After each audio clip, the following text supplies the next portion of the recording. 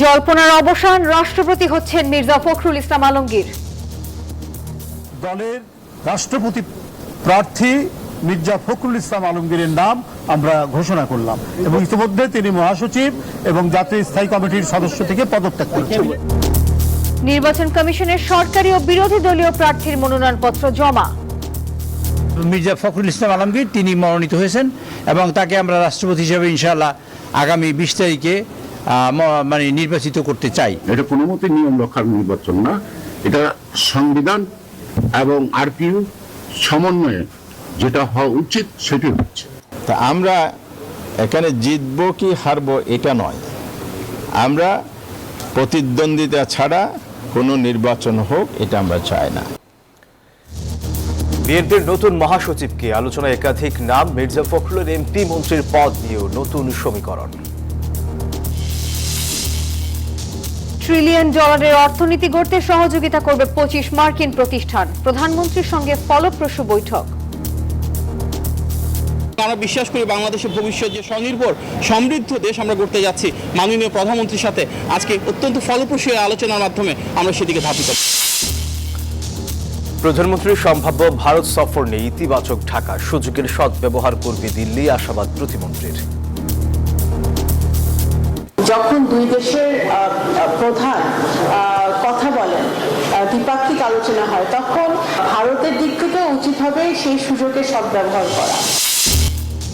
ঝাড়খণ্ডে বিক্ষোভ 20তম দিনে মুখ্যমন্ত্রীর বাসভবনের নিরাপত্তার বাড়াবাড়ি, পুলিশি দমন পীড়নের কড়া নিন্দা। এবং ডারউইন টেস্টের প্রথম দিনে টাইগারদের দাপট, 200-র আগেই অল আউট অস্ট্রেলিয়া, হাসানের 6 উইকেট। দর্শক, স্বাগত নিউজ 24 সংবাদে। পুরো সংবাদে আপনাদের সাথে আছি আমরা দুজন। আমি সোহাগ বক্স, সঙ্গে আছি আমি নাফিসা হক। আপনারা এতক্ষণ দেখছিলেন বিআরবি কেবলস সংবাদ শিরোনাম। এবারে পুরো খবর। দেশে এখন রাষ্ট্রপতি নির্বাচনের ডামাডোল। নির্বাচন কমিশনে গিয়ে সরকারি ও বিরোধী দল দুপক্ষই জমা দিল তাদের প্রার্থীদের মনোনয়নপত্র। বিএনপির প্রার্থী মির্জা ফখরুল ইসলাম আলমগীর আর বিরোধীরা মনোনয়ন দিয়েছে কর্নেল অলি আহমেদকে। ইসি জানিয়েছে মনোনয়নপত্র জমা পড়েছে 3টি, একটি মির্জা ফখরুলের আর 2টি অলি আহমেদের। নির্বাচনের ভোট গ্রহণ 20 অগস্ট। দীর্ঘ প্রায় 3.5 দশক পর দেশের রাজনীতিতে ভিন্ন দৃশ্যপট। 23তম রাষ্ট্রপতি নির্বাচনে ফিরছে প্রতিদ্বন্দ্বিতাপূর্ণ লড়াই। সরকার ও বিরোধী দল প্রার্থী দিয়েছে দুপক্ষই। নির্বাচন ভবনে এসে বিএনপির প্রার্থী মির্জা ফখরুল ইসলাম আলমগীরের মনোনয়নপত্র জমা দেয় দলের প্রতিনিধি দল। গণমাধ্যমকে নেতারা জানান, এই নির্বাচন কোনো নিয়ম রক্ষার আনুষ্ঠানিকতা নয়। রাষ্ট্রপতি নির্বাচনকে প্রত্যাখ্যান না করে অংশগ্রহণ করছে, এটা গণতন্ত্রের সৌন্দর্য বাড়াচ্ছে এবং তাদেরকে কনগ্রাচুলেট করি। সুতরাং এটা কোনো মতে নিয়ম রক্ষার নির্বাচন না, এটা সংবিধান এবং আরপিইউ সমন্বয়ে যেটা হওয়া উচিত সেটি হচ্ছে। একটা সংবিধান একদিনের জন্য পরিবর্তন হয় না, অনেক দিনের জন্য পরিবর্তন হবে। কাজে আমরা সেই সিদ্ধান্ত নিয়েই আমরা তাদের সবাইকে দাওয়াত করেছি এবং সকলের মতামত নিয়েই আমরা সংবিধান সংশোধন করতে চাই। এর আগে অবসরপ্রাপ্ত কর্নেল অলি আহমেদের পক্ষে মনোনয়নপত্র জমা দেয় 11 দলীয় ঐক্য। আমরা এখানে জিতবো কি হারবো এটা নয়, আমরা প্রতিদ্বন্দ্বিতা ছাড়া কোনো নির্বাচন হোক এটা আমরা চাই না। এটাই গণতন্ত্রের সৌন্দর্য। গণতন্ত্রকে সঠিক দ্বারায় ফিরিয়ে আনার জন্যেই আমরা এই সিদ্ধান্তটা নিয়েছি। নির্বাচন কমিশন বলছে মনোনয়নপত্র জমা পড়েছে 3টি, যাচাই বাছাই রবিবার। প্রতিদ্বন্দ্বী প্রার্থী হচ্ছেন দুজনা, একজন হচ্ছেন ডক্টর অলি আহমেদ বীর বিক্রম আর একজন হচ্ছেন মির্জা ফখরুল ইসলাম আলমগীর। মনোনয়নপত্রগুলো যথাযথ আছে কিনা যাচাই বাছাই করব। এই যাচাই বাছাই আমাদেরকে সহযোগিতা করার জন্য জাতীয় সংসদ সচিবালয় থেকে ওনাদের একজন কর্মকর্তা আসবেন। এদিকে সংবিধানের 70 অনুচ্ছেদের বৈধতা চ্যালেঞ্জ করে হাইকোর্টে একটি রিট মামলা হয়েছে, যেখানে আগামী 20 আগস্টের রাষ্ট্রপতি নির্বাচন স্থগিত চাওয়া হয়েছে। রিটের শুনানি হতে পারে রবিবার। শিহাব জাহিদ, নিউজ 24, ঢাকা। রাষ্ট্রপতি পদে মনোনয়নপত্র জমার আগেই বিএনপি মহাসচিব ও দলের জাতীয় স্থায়ী কমিটির সদস্যের পদ থেকে পদত্যাগ করেছেন মির্জা ফখরুল ইসলাম আলমগীর। দুপুরে সচিবালয়ে তথ্য জানান বিএনপির সিনিয়র যুগ্ম মহাসচিব রুহুল কবির রিজভী। বলেন, বিএনপির ভারপ্রাপ্ত মহাসচিব কে হবেন এবং কোন প্রক্রিয়ায় হবেন সেই বিষয়ে সিদ্ধান্ত নেবেন বিএনপি চেয়ারম্যান এবং প্রধানমন্ত্রী তারেক রহমান। কে হচ্ছেন দেশের 23তম রাষ্ট্রপতি, সেই জল্পনার অবসান ঘটল। সচিবালয়ে প্রধানমন্ত্রী তারেক রহমানের সাথে স্থায়ী কমিটির সদস্য, যুগ্ম মহাসচিব ও হুইপদের বৈঠকে চূড়ান্ত করা হয় বিএনপির রাষ্ট্রপতি প্রার্থী। বেছে নেওয়া হলো দুঃসময়ের পরীক্ষিত মহাসচিব মির্জা ফখরুল ইসলাম আলমগীরকে। তার হাতে রাষ্ট্রপতির মনোনয়নপত্র তুলে দেন তারেক রহমান। জাতীয়তাবাদী দলের রাষ্ট্রপতি প্রার্থী হয়েছেন দলের সংগ্রামী মহাসচিব মির্জা ফখরুল ইসলাম আলমগীর। রাষ্ট্রপতি মনোনয়ন পাওয়ার পর দলের মহাসচিব এবং স্থায়ী কমিটির পদ থেকে পদত্যাগ করেন মির্জা ফখরুল। তবে নির্বাচিত না হওয়া পর্যন্ত স্থানীয় সরকার মন্ত্রী এবং সংসদ সদস্য পদে থাকতে পারবেন তিনি প্রার্থী হওয়ার সাথে সাথে বাংলাদেশ জাতীয়তাবাদী দলের মহাসচিব এবং জাতীয় স্থায়ী কমিটির সদস্য পদ থেকে পদত্যাগ করেছেন। মনোনয়ন পাওয়ার পর সচিবালয় থেকে বের হবার পথে প্রতিক্রিয়া জানান বিএনপির রাষ্ট্রপতি প্রার্থী। সংসদে বিএনপির নিরঙ্কুশ সংখ্যাগরিষ্ঠতা থাকায় 20 আগস্ট রাষ্ট্রপতি ভোটে মির্জা ফখরুলের নির্বাচিত হওয়া প্রায় নিশ্চিত। সাইফুল ইসলাম, নিউজ 24, ঢাকা। মির্জা ফখরুল ইসলাম আলমগীরের পদত্যাগে শুধু বিএনপির মহাসচিবই নয়, শূন্যতার মুখে পড়ছে দল ও সরকারের আরও কয়েকটি গুরুত্বপূর্ণ পদ। মহাসচিব, স্থায়ী কমিটির সদস্য, মন্ত্রিসভা এবং ঠাকুরগাঁও 1 আসন একসঙ্গে বদলে যাচ্ছে 4টি সমীকরণ। এখন প্রশ্ন, এসব পদে কারা আসছেন আর কারা পাবেন দায়িত্ব? বিস্তারিত জানাচ্ছেন নাইমাল জিকো।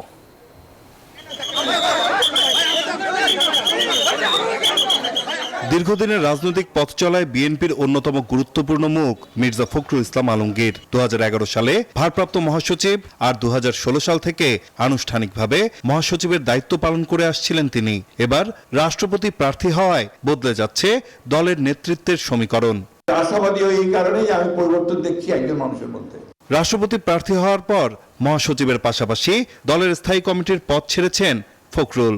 ফলে প্রথম প্রশ্ন, বিএনপির পরবর্তী মহাসচিবকে? আলোচনায় সবচেয়ে জোরালো দুটি নাম, সিনিয়র যুগ্ম মহাসচিব রুহুল কবির রিজভী এবং স্থায়ী কমিটির সদস্য ও স্বরাষ্ট্রমন্ত্রী সালাউদ্দিন আহমদ। তবে জাতীয় কাউন্সিলের আগে দল ভারপ্রাপ্ত মহাসচিব নিয়োগ করতে পারে। সেক্ষেত্রে রিজভীর সম্ভাবনাই তুলনামূলক বেশি। শুধু দল নয়, পরিবর্তন আসছে সরকারেও। স্থানীয় সরকার মন্ত্রী মির্জা ফখরুল রাষ্ট্রপতি নির্বাচিত হলে মন্ত্রিত্ব ছাড়তে হবে। গুঞ্জন রয়েছে স্থানীয় সরকার মন্ত্রী হিসেবে সালাউদ্দিন আহমদ আর স্বরাষ্ট্রমন্ত্রী হিসেবে দায়িত্ব নিতে পারেন শহীদ উদ্দিন চৌধুরী অ্যানি। স্থানীয় সরকার মন্ত্রী হিসেবে আলোচনায় আছেন বর্তমান প্রতিমন্ত্রী মীর শাহে আলমও। রাষ্ট্রপতি নির্বাচিত হলে মির্জা ফখরুলের ঠাকুরগাঁও 1 সংসদীয় আসনও শূন্য হবে। এরপর ওই আসনে উপনির্বাচনের পথ খুলবে। অর্থাৎ একজন নেতা বঙ্গভবনে যাওয়ায় বিএনপির সাংগঠনিক নেতৃত্ব, সরকারের গুরুত্বপূর্ণ মন্ত্রণালয় এবং সংসদের একটি আসন, 3 স্তরে তৈরি হচ্ছে নতুন সমীকরণ। নাইম আল চিকো, নিউজ 24, ঢাকা। রাজনৈতিক অঙ্গনে ঘুরছিল একটাই প্রশ্ন, কে হতে যাচ্ছেন বঙ্গভবনের নতুন বাসিন্দা? সবচেয়ে বেশি উচ্চারিত হচ্ছিল মির্জা ফখরুল ইসলাম আলমগীরের নাম। আর সেই গুঞ্জনই রূপ নিচ্ছে বাস্তবে। কেমন ছিল প্রবীণ এই রাজনীতিকের দীর্ঘ পথ চলা? দর্শক মোহাইমিনুল খানের প্রতিবেদনে জানবো এর বিস্তারিত। তাকে ফিরে নিয়ে আসুন, ফিরে নিয়ে আসুন। আমরা ধরে নিয়েছি যে আমরা আপনার শেষ জীবন আমাদের হয়তো এলাকার কথা। সব জল্পনা কল্পনার অবসান, রাজনীতির মহানাটকীয় মোড়। দীর্ঘ রাজনৈতিক জীবনে সবচেয়ে বড় স্বীকৃতি পেতে যাচ্ছেন রাজপথের অভিজ্ঞ কাণ্ডারি মির্জা ফখরুল ইসলাম আলমগীর। বসতে যাচ্ছেন বঙ্গভবনের মসনদে। জয়ী হলে বিএনপি মহাসচিব ও স্থায়ী কমিটির সদস্য পদ ছেড়ে হতে যাচ্ছেন দেশের 23তম রাষ্ট্রপতি। রাজনীতির অঙ্গনে দীর্ঘদিনের পরিচিত মুখ মির্জা ফখরুল। জন্ম ঠাকুরগাঁয়ে, পড়াশোনা ঢাকা বিশ্ববিদ্যালয়ের অর্থনীতি বিভাগে। 1972 সালে বিসিএস পাশ করে শুরু করেন শিক্ষকতা। তবে দেশের রাজনৈতিক ক্রান্তিকাল তাকে টেনে আনে রাজপথে। 1986 সালে চাকরি ছেড়ে জড়ান সক্রিয় রাজনীতিতে। 1988-তে নির্দলীয় প্রার্থী হিসেবে ঠাকুরগাঁও পৌরসভার চেয়ারম্যান নির্বাচিত হন। এরপর 90 দশকের শুরুর দিকে যোগ দেন বিএনপিতে। 92 সালে গ্রহণ করেন ঠাকুরগাঁও জেলা বিএনপি সভাপতির দায়িত্ব। 2001 সালে ঠাকুরগাঁও থেকে সংসদ সদস্য নির্বাচিত হন মির্জা ফখরুল। দায়িত্ব পালন করেন বিএনপি নেতৃত্বাধীন 4 দলীয় জোট সরকারের কৃষি, বস্ত্র ও পাট মন্ত্রণালয়ের। পরে দায়িত্ব পান বেসামরিক বিমান চলাচল ও পর্যটন মন্ত্রণালয়ের প্রতিমন্ত্রীর। তবে কখনোই মসৃণ ছিল না রাজনৈতিক পথে চলা। সবচেয়ে কঠিন বাস্তবতার মুখোমুখি হন 2009 সালের পর। তারেক রহমানের ছেড়ে দেয়া সিনিয়র যুগ্ম মহাসচিবের দায়িত্ব পান মির্জা ফখরুল ইসলাম আলমগীর। আর এই দায়িত্ব পাওয়ার মধ্য দিয়েই আরো গুরুত্বপূর্ণ জায়গায় উঠে আসেন তিনি। আন্দোলনকে বন্ধ রাখা যাবে না। একদিকে দলের ভারপ্রাপ্ত চেয়ারম্যান তারেক রহমানের দীর্ঘ প্রবাস জীবন, অন্যদিকে দলীয় চেয়ারপারসন বেগম খালেদা জিয়ার কারাবাস। কঠিন বাস্তবতায় বিএনপির হাল ধরেন মির্জা ফখরুল। কখনো পুলিশের হাতে আটক, কখনো আদালতের কাঠগড়ায়, কখনো কারাগারের অন্ধকারে, আবার কখনো হাজারো নেতাকর্মীর সামনে রাজপথে। দলের ভেতরে সাংগঠনিক সংকট থেকে শুরু করে রাজনৈতিক প্রতিকূলতা, রাজপথের প্রায় প্রতিটি গুরুত্বপূর্ণ মুহূর্তেই দেখা গেছে তার সরব উপস্থিতি। বেগম খালেদা জিয়া ও তারেক রহমানের নেতৃত্বের প্রতি আস্থা রেখে কঠিন সময়ে দলকে রাখেন ঐক্যবদ্ধ। তবে মির্জা ফখরুলকে সবার থেকে আলাদা করেছে তার রাজনৈতিক শিষ্টাচার। উত্তপ্ত পরিস্থিতিতেও শব্দচয়নে সতর্ক অবস্থান, কণ্ঠ চড়া করার বদলে যুক্তি, ব্যক্তিগত আক্রমণের বদলে রাজনৈতিক বাস্তবতা তুলে ধরা এবং প্রতিপক্ষকে ঘায়েল করার চেয়ে দেশ ও জনগণের কল্যাণে কাজ করা। বাংলাদেশের মানুষের সঙ্গে বন্ধুত্ব করতে চান, তার আগে তিস্তার পানি দেন। ঠাকুরগাঁও থেকে শুরু হওয়া মির্জা ফখরুলের এই যাত্রা নিছক রাজনৈতিক উত্থানের কোনো গল্প নয়। এই গল্প প্রতিকূলতার সঙ্গে লড়াই করে টিকে থাকার, রাজনৈতিক জীবনে দীর্ঘ পথ চলার এক ঐতিহাসিক পরিণতি, যা তাকে দিতে যাচ্ছে দেশের 23তম রাষ্ট্রপতির গুরু দায়িত্ব। আল মোহাইমিনুল খান, নিউজ 24, ঢাকা। বাংলাদেশের অর্থনীতি $1 ট্রিলিয়ন উন্নীত করতে সহযোগিতার আশ্বাস দিয়েছে 25টি শীর্ষ মার্কিন প্রতিষ্ঠান। সকালে সচিবালয়ে প্রধানমন্ত্রীর সঙ্গে বৈঠকে বসেন ইউএস বাংলাদেশ বিজনেস কাউন্সিলের প্রতিনিধিরা। আর বৈঠক ফলপ্রসূ হওয়ার কথা জানিয়েছেন প্রধানমন্ত্রীর কার্যালয়ের মুখপাত্র ডক্টর মাহদি আমিন। 2034 সালের মধ্যে দেশের অর্থনীতি $1 ট্রিলিয়ন উন্নীত করতে চায় বিএনপি সরকার। লক্ষ্য অর্জনে চলছে বিদেশি বিনিয়োগ টানার চেষ্টা। এর অংশ হিসেবে সচিবালয়ে যুক্তরাষ্ট্রের উচ্চ পর্যায়ের 50 সদস্যের ব্যবসায়ী প্রতিনিধিদের সঙ্গে বৈঠকে বসেন প্রধানমন্ত্রী তারেক রহমান। বৈঠকে অংশ নেন এক্সিলারেট এনার্জি, মেটা, ভিসা, মেটলাইফ, বোয়িং, অ্যাপল ও শেভরন সহ যুক্তরাষ্ট্রের 25টি কোম্পানির প্রতিনিধি। আলোচনা ফলপ্রসূ হয়েছে বলেন প্রধানমন্ত্রীর কার্যালয়ের মুখপাত্র। জানান, পাশে থাকার আশ্বাস দিয়েছে মার্কিন প্রতিষ্ঠানগুলো। এখানে কিভাবে বাংলাদেশে বিনিয়োগ আরও বাড়ানো যায়, ব্যবসা বাণিজ্য সম্প্রসারণ করা যায়, অর্থনৈতিক অগ্রযাত্রা বাংলাদেশ যুক্তরাষ্ট্রের সম্পর্ক আরও স্থিতিশীল এবং আরও দীর্ঘায়িত করা যায়, কিভাবে বাংলাদেশে কর্মসংস্থান তৈরি করা যায় এবং সরকারের বিভিন্ন ম্যানিফেস্টোতে যে পলিসিগুলো রয়েছে এগুলো বাস্তবায়নে আমেরিকার প্রাইভেট সেক্টর থেকে কিভাবে ভূমিকা রাখা যায়, এগুলো নিয়ে বিস্তারিত আলোচনা হয়েছে। অত্যন্ত ফলপ্রসূ এবং কার্যকরী আলোচনা হয়েছে এবং আমরা বিশ্বাস করি বাংলাদেশের ভবিষ্যৎ যে স্বনির্ভর সমৃদ্ধ দেশ আমরা করতে যাচ্ছি, মাননীয় প্রধানমন্ত্রীর সাথে আজকে অত্যন্ত ফলপ্রসূ আলোচনার মাধ্যমে আমরা সেদিকে ধাবিত। ইউএস বাংলাদেশ বিজনেস কাউন্সিলের সভাপতি অতুল কেশাপু বলেন, বাংলাদেশের পাশে থাকার কথা। We believe in the vision of the Honorable Prime Minister of Bangladesh being a $1 trillion economy by 2034. We believe that the private sector can be an important catalyst, bringing in investment and technology and know-how to advance the prosperity and happiness of the Bangladeshi people. This is a great country. We have American companies who have been here for decades, partnering with the people of Bangladesh, helping ensure prosperity, job creation, tax revenue, and we will continue to do that. শীর্ষ মার্কিন প্রতিষ্ঠানগুলোর সঙ্গে বাংলাদেশের অর্থনৈতিক সম্পর্ক সামনে আরো জোরদার হবে বলে মনে করেন তারা। সাইফুল ইসলাম, নিউজ 24, ঢাকা। প্রধানমন্ত্রী তারেক রহমানের সম্ভাব্য ভারত সফর নিয়ে ইতিবাচক ঢাকা, এমনটাই জানিয়েছেন পররাষ্ট্র প্রতিমন্ত্রী শামা ওবাইদ। বিকেলে পররাষ্ট্র মন্ত্রণালয়ে সাংবাদিকদের এই কথা জানান তিনি বলেন, দুই দেশের সরকার প্রধানের মধ্যে আলোচনা হলে অনেক সমস্যা সমাধানের সুযোগ তৈরি হবে। ভারতেও এই সুযোগের সদ্ব্যবহার করা উচিত। প্রধানমন্ত্রী সিঙ্গাপুর ও জাপান সফর নিয়েও কথা বলেন প্রতিমন্ত্রী। রাজনীতির ময়দানে এখন বড় আলোচনা প্রধানমন্ত্রী তারেক রহমানের ভারত সফরের সম্ভাব্যতা ঘিরে। সম্প্রতি বাংলাদেশে নিযুক্ত ভারতীয় হাইকমিশনার দীনেশ ত্রিবেদী দেখা করেন প্রধানমন্ত্রীর সঙ্গে। এর পরপরই উড়ে যান দিল্লি। সাক্ষাতের বিস্তারিত জানান ভারতের প্রধানমন্ত্রী নরেন্দ্র মোদীকে। এসব ঘটনা এখন আলোচনার তুঙ্গে। এমন প্রেক্ষাপটে প্রধানমন্ত্রীর ভারত সফরের সম্ভাব্যতা নিয়ে মুখ খুললেন পররাষ্ট্র প্রতিমন্ত্রী শামা ওবায়েদ। জানালেন সফর নিয়ে ইতিবাচক ঢাকা। জানান সিঙ্গাপুর ও জাপান সফরের বিষয়েও। যদি সবকিছু মেলে অবশ্যই ভারত সফর হবে, জাপান সফর হবে, সব সফরই হবে। সকল দেশ সফরের ক্ষেত্রে আমরা বাংলাদেশ সরকার পজিটিভ আছে, কিন্তু এটা নির্ভর করবে মাননীয় প্রধানমন্ত্রীর সময়ের উপরে এবং দুই দেশের আলোচনার কতটুকু আগাচ্ছে সেটার উপর। ঢাকা দিল্লি সম্পর্ক উন্নয়নের সম্ভাবনার কথাও জানান প্রতিমন্ত্রী। বলেন, ভারত এই সুযোগকে কাজে লাগাবেন কিনা সেটা তাদেরই নির্ধারণ করতে হবে।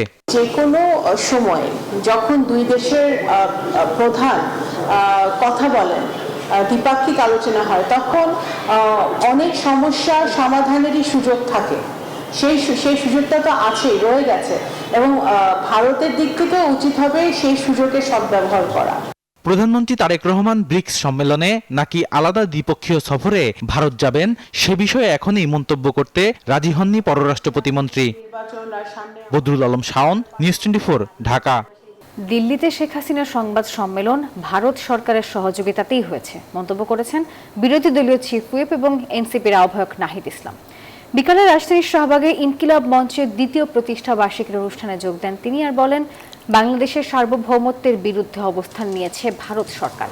আগে শেখ হাসিনাকে দেশে ফেরাতে হবে, করতে হবে ওসমান হাদি হত্যার বিচার, বন্ধ করতে হবে সীমান্ত হত্যা, এরপরই কেবল ভারতের সঙ্গে বন্ধুত্বের কথা ভাবতে হবে মন্তব্য করেন নাহিদ ইসলাম।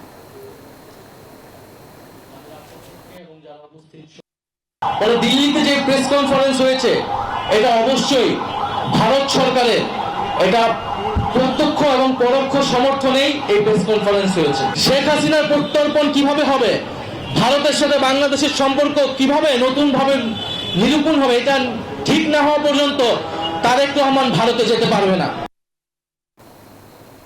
মানুষের জন্য ন্যায় বিচার ও সুশাসন নিশ্চিতে অনলাইন ই-বেইল বন্ড ব্যবস্থা চালু করা হয়েছে জানিয়েছেন আইনমন্ত্রী মোহাম্মদ আসাদুজ্জামান।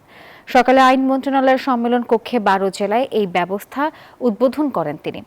আইনমন্ত্রী জানান, ই-বেইল বন্ড সিস্টেম চালুর ফলে মামলায় মানুষের হয়রানি কমেছে। আগে জামিন পাওয়ার জন্য দিনের পর দিন অপেক্ষা করতে হতো, কিন্তু এখন এক ক্লিকেই জামিন মিলছে। জুডিশিয়ারি সেই বেশি উন্নত জায়গায় পৌঁছতে পারলে মানুষ ন্যায় বিচার পাবে, সুশাসন পাবে, আইনের শাসন পাবে। সেরকম একটি জুডিশিয়ারিকে এগিয়ে নিতে আমরা ই-বেল বন্ডের পাশাপাশি মিডিয়েশন এবং অন্যান্য জায়গায় ন্যায় বিচার নিশ্চিত করতে যে প্যারামিটারগুলো আছে সেদিকে লক্ষ্য রাখবো বলে আমরা বিশ্বাস রাখি। শহীদ রাষ্ট্রপতি জিয়াউর রহমানের পথ ধরে দেশব্যাপী নদী, নালা, খাল ও জলাধার খনন এবং পুনঃখনন কর্মসূচি বাস্তবায়ন করে চলেছেন প্রধানমন্ত্রী তারেক রহমান। গ্রামীণ অর্থনীতি, কৃষি উৎপাদন ও সেচ ব্যবস্থার উন্নয়নের এই উদ্যোগ সাড়া ফেলেছে দেশ জুড়ে। এর সুফল পাচ্ছে প্রান্তিক জনগোষ্ঠী, কৃতজ্ঞতা জানাচ্ছে প্রধানমন্ত্রীর প্রতি। প্রকল্প বাস্তবায়নের পর অতিরিক্ত টাকা সরকারি কোষাগারে ফেরত দেওয়ার নজিরও রয়েছে এই প্রকল্পে। আব্দুল সালাম বাবুর পাঠানো তথ্য ছবি নিয়ে বিস্তারিত ডেস্ক রিপোর্টে। বগুড়ার শাহজাহানপুর উপজেলা আরিয়া ইউনিয়নের ডাঙ্গুরি খাল একসময় সরু ও জরাজীর্ণ হওয়ায় পানি উপচে ডুবে যেত ফসলি জমি। পানি নিষ্কাশন না হওয়ায় বন্ধ ছিল চাষাবাদ। তবে সরকারের নির্বাচনী প্রতিশ্রুতি অনুযায়ী প্রধানমন্ত্রীর খাল খনন কর্মসূচিতে বদলে গেছে চিত্র। শুধু শাহজাহানপুরের খাল নয়, শিবগঞ্জ, কাহালু, গাবতলী ও সদর উপজেলায় খাল খননে উপকৃত হয়েছে জনসাধারণ। শুষ্ক মৌসুমে সেচ ব্যবস্থা সচল রাখা, একই জমিতে একাধিক ফসল চাষ, পতিত জমিতে চাষাবাদ বাড়াতে শহীদ রাষ্ট্রপতি জিয়াউর রহমান দেশব্যাপী খাল খনন কর্মসূচি চালু করেছিলেন। প্রধানমন্ত্রী তারেক রহমান বিভিন্ন জেলায় খাল পুনঃখননের মাধ্যমে খাল খনন কর্মসূচি বাস্তবায়ন করায় খুশি স্থানীয়রা। আগে পানি ভরে থাকিছিল, এখন পানি আসার সাথে নামে চলে যায়। আমরা এখন সাবেক ধান পাবো, অনেক ধানের ফলন হবে। খনন শেষে অতিরিক্ত টাকা ফেরত দেওয়ার কথা জানালেন প্রকল্প বাস্তবায়ন কর্মকর্তা। এবং এই খাল খননের পরবর্তীতে ওই এলাকার যে জনগণ আছে তারা খুব ভালো উপকৃত হচ্ছে। নদী, নালা, খাল ও জলাধার খনন ও পুনঃখননের পরিকল্পনা জানিয়েছেন স্থানীয় সরকার, পল্লী উন্নয়ন ও সমবায় মন্ত্রণালয়ের প্রতিমন্ত্রী। এইরকম শুকনো মৌসুমে ওই খালের পানি দিয়ে আবার সেচ সুবিধা দিয়ে মানুষের কৃষিতে উপকার হবে, এটা হচ্ছে মূল উদ্দেশ্য। প্রধানমন্ত্রী তারেক রহমানের এই কর্মসূচি দেশের গ্রামীণ উন্নয়ন ও কৃষি বিপ্লবের এক যুগান্তকারী উদ্যোগ বলে মনে করছেন সচেতন মহল। Desk report, news 24। দর্শক, এই ছিল নিউজ 24 সংবাদের এখনকার আয়োজনে। পুরো আয়োজনের সঙ্গে থাকার জন্য ধন্যবাদ সবাইকে।